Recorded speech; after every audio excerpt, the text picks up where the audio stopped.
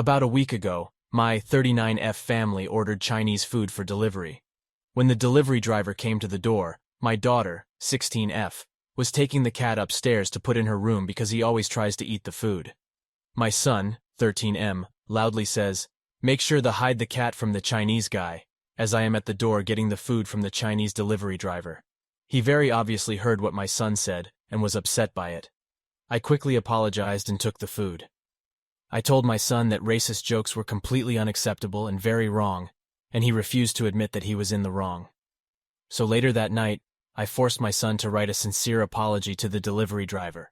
His name was on the receipt, as well as write a one-page paper on Chinese culture, and a one-page paper on why racism is perpetuated by racist jokes and stereotypes. Then the next day I took him to the restaurant, and had him read his apology aloud to the delivery driver, as well as give him the papers he wrote. The driver was very appreciative of the apology, and thanked me for making my son do it. He then told my son about multiple instances where he had faced racist comments and attacks from people while he was a delivery driver.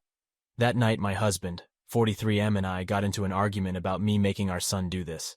He told me that it was embarrassing for our son to have to do the apology and that the punishment didn't fit the crime. I told him that it was much more embarrassing for the driver to have to face that kind of racism and racist stereotypes, and that our son would get over the embarrassment.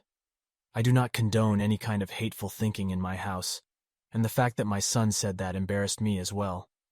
My husband told me that it was just a joke, and it wasn't that big of a deal.